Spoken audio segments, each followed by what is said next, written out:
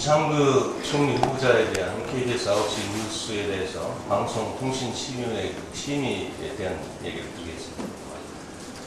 방송통신심의위원회가 KBS 보도에 대해서 심의 결정을 내렸을 때 우려했던 일들이 지금 현실로 나타나고 있습니다.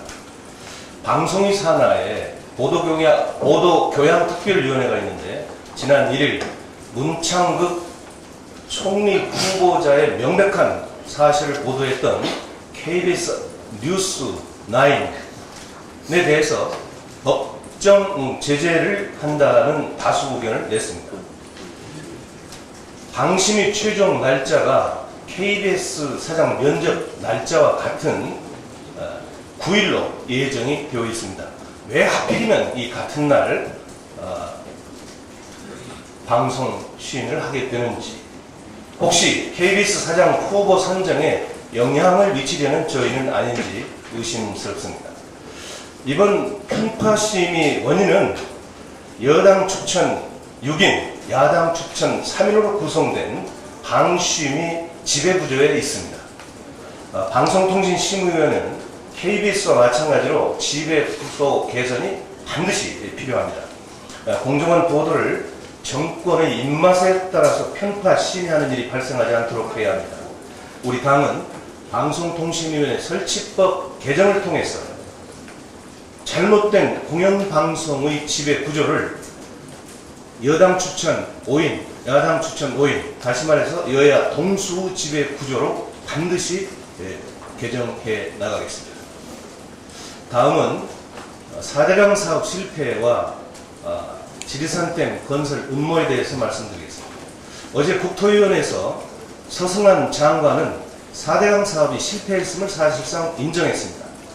넉사자 4대강이 아니라 죽을 사자 4대강이라는 사업을 처음으로 정부가 실토한 것입니다. 어제 저는 4대강 사업비 8조 원을 국회에서 부담하는 것이 실패를 의미한다, 여기에 동의하는가 이렇게 물었는데 서승환 국토교통부 장관은 답변에서 수자원공사가 투자한 친수구역 개발을 통한 4대강 사업비 8조 원을 회수하는 것은 현실적으로 어렵다. 친수구역 사업의 수익성이 부족한 것은 사실인 것으로 생각한다. 이렇게 시인을 했습니다.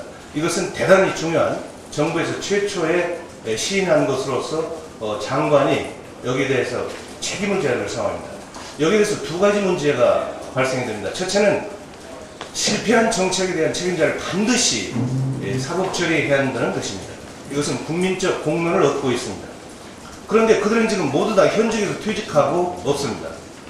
국민의 70% 이상이 반대했던 이 사업을 통치권 행위라며 추진했던 이명박 전 대통령, 자신들의 영혼까지 팔아서 4대강 사업의 합리화를 주장했던 전문가, 교수, 공직자 등은 그 책임을 면할 수가 없습니다. 저는 구속 수사에서 사법 처리해야 된다는 것을 다시 한번 말씀드립니다. 두 번째는 4대강 사업의 실패로 파생된 문제가 이제는 댐을 막겠다고 합니다. 홍준표 지사는 이번 지방선거에서 도지사 공약으로서 부산 시민을 비롯한 경남 지역의 식수를 해결하기 위해서 지리산 댐을 막겠다고 그랬습니다. 바로 엊그제 7월 1일 홍준표 지사는 기자 간담회를 통해서 4대강 사업이 실패했음을 사실상 인정하면서 지리산댐을 다시 언급했습니다.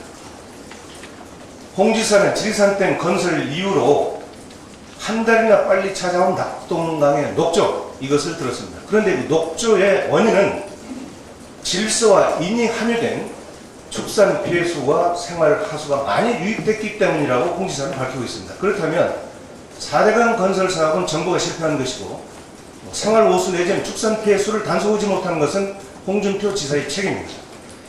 그런데도 불구하고 국토부는 다음 주 월요일 7월 7일 날 지리산 댐을 막기 위해서 사전 검토 협의회를 열어서 열흘 수렴하겠다고 지금 하고 있습니다. 저는 여기에서 대안을 제시합니다. 댐 건설이 필요 없고, 지리산 댐 건설이 필요 없고, 수질이 좋아지고 예산 낭비도 없는 유일한 대안입니다. 그것은 뭐냐? 낙동강 보를 드십시오. 그리고 물이 흐르게 해야 됩니다. 장관이 할 수 없습니다. 박근혜 대통령께서 결단을 내려주십시오. 이상입니다. 예, 우리 강가원 의원님 수고하셨습니다.